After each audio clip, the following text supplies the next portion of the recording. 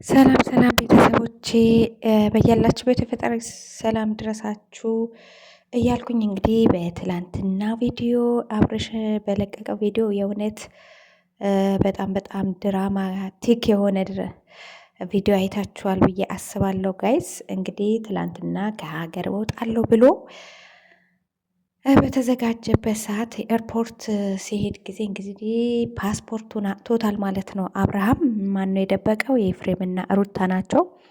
መጀመሪያ ግን ያገኙት ዳኔና ሄርሜላ ናቸው የሸኙት ይመስለኛል። ከዛ በኋላ እንግዲህ እንዳያችሁ ቪዲዮ ላይ ሩታና ኤፍሬም ከኋላ መጡ፣ ተቀወጠ። አብርሽ በጣም በጣም ተናደደ፣ ስሜታዊ ሆነ። ሩታንም ወደዛ ሂጂ ያላት ኤፍሬምን ምንም አነቀው። ከዳኒ ጋር እንካ ሰላምታ ተባባሉ እንዳያችሁት። ሩታን ደግሞ አፍ አውጥቶ አልፈልግሽም አልፈልግሽም አላት። ማን ነው? ሄርሜላን ማለት ነው። እና የእውነት ሄርሜላ በጣም በዚህ ድራማ ውስጥ በጣም ነው የምታሳዝነው። የእውነት በቃ የሆነ አይምሯ ተነክቷል። የሆነ ይሄ ታምራት ገለታ ጋር ይመስለኛል መተት አሰርቶባት ነው። እኔ የእውነቴ ነው የምላችሁ ተመልካቾቼ፣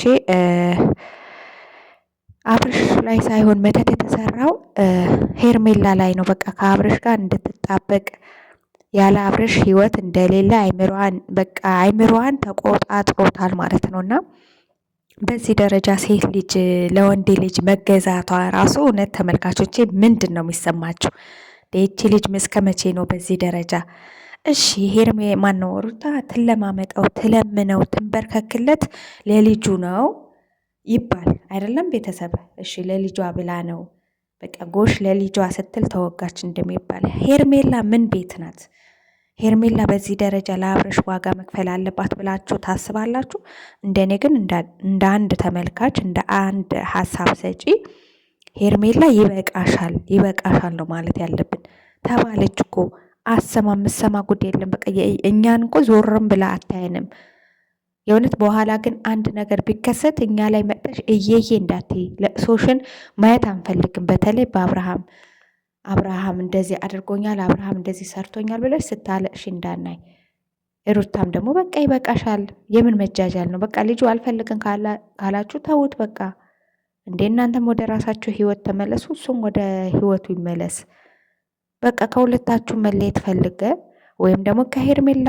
እኔ ግን ከሄርሜላ ነው ምለው ጋይስ። እናንተስ ምንድን ነው የሚመስላችሁ? የእውነት ሀሳብ ስጡበት እዚህ ላይ።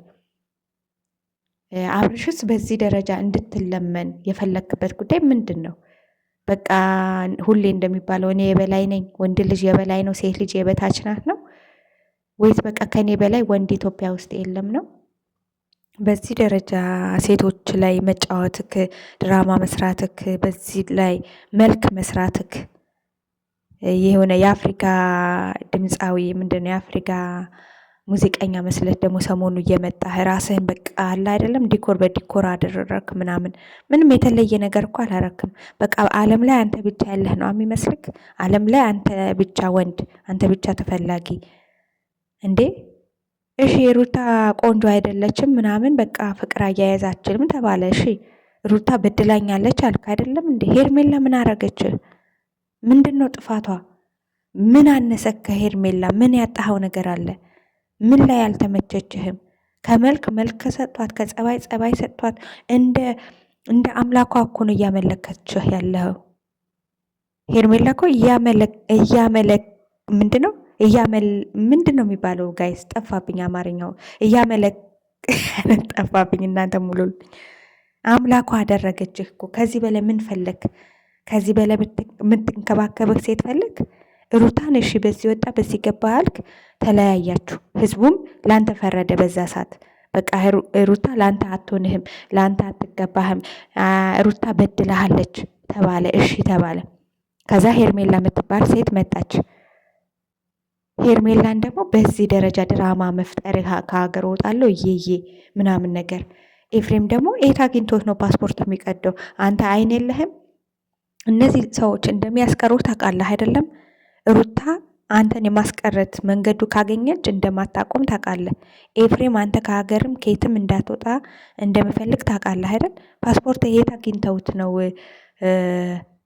የሚቀድብህ? ኤፍሬምና አንተ አብራችሁ ነው የምትኖሩት ማለት ነው? ሩታና አንተ አንድ ቤት ውስጥ ነው የምትኖሩት? ትላንትና ልብስህን ይዘህ ሄድክ አይደለም እንዴ? እሺ የት ተገናኝታችሁ ነው ፓስፖርትህን የወሰደውን? ያልገባኝም ይሄ ነገር ማለት ነው ጋይስ። ምንም ልረዳችሁ አልቻላችሁም። ወይስ ህዝቡ ላይ እየተጫወታችሁ ነው ያላችሁት?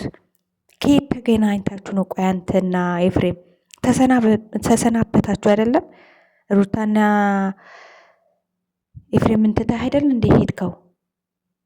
ከየት ተገናኝታችሁ ነው? እንደውም ወሰደ ቢባል ሌላ ከአንተ ጋር የሚኖር ሰው ነው መጠርጠር የነበረብክ። ወይስ ህዝቡ ላይ ድራማ እየሰራችሁ ነው? ህዝቡ ላይ እየተጫወታችሁ ነው? እኛ አልገባንም። የቤተሰቦች የገባችሁ ካላችሁ ነው ያስረዱኝ። እና በዚህ ደረጃ በቃ ማትፈልጋት ሴት፣ ከህይወትህ መውጣት የምትፈልግ ሴት አስወጣት። ልጅቷ ተስፋ ትቁረጥ።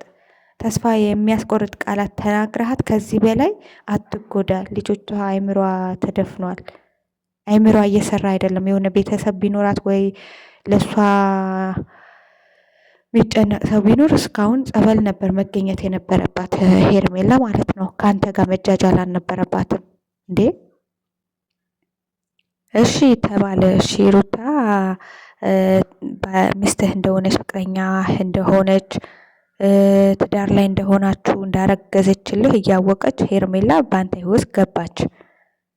እሺ በቃ እነዚህ ሰዎች በቃ ስለተለያዩ ሄርሜላና አብርሽ አብረው ይሆኑ ተባለ አይደለም? ይሄ ደግሞ በቃ ብለን ሰላም አግኝተን ነበር። አሁን ደግሞ ሌላ ድራማ ይዛችሁ መጣችሁ። እኔ እንጃ እውነት ህዝቡ ላይ እየተጫወታችሁ ይሁን የእውነት ህይወታችሁ ይሁን እኔ ድብልቅልቅ ነው ያለብኝ። ቤተሰብ እንዴ በዚህ ደረጃ ሴት ልጅ ለወንድ ልጅ መለመን አለባት?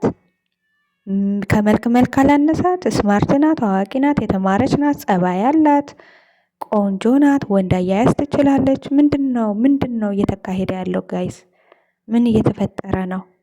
በዚህ ደረጃ ሄርሜላ ለቀቅ አድርገሽ ተያቸው። በቃ ሩታና አብርሽ እንደፈለጉ ይጨማለቁ፣ እንደፈለጉ መጀመሪያም የተጨመላለቁ ነገር ናቸው። ይጨመላለቁ፣ የራሳቸው ጉዳይ ነው። ግን ሄርሜላ የምትባየው ልጅ የእውነት ሂጂ፣ ለወደፊት ህይወትሽ ይበቃሻል። ሌላ ሰው አዲስ ህይወት እንኳን ሊጀምርበት እንደዚህ አይነት ህይወት ውስጥ ተጨመላልቀሽ ወጥተሽ የእውነት በቃ ይበቃሻል። ከዚህ በላይ ምንድን ነው?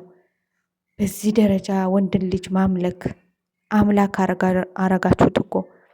ህፃን ልጅ ራሱ እንደዚህ እንስፍስፍ አትይለትም። እንደ ህፃን እኮ ነው እንስፍስፍ የምትልለት። ይሄ በቃ ወንድ አይቶ ማያቅ ሴት እኔ ምን እንደሚያቀምሳቸውላ አላቅም።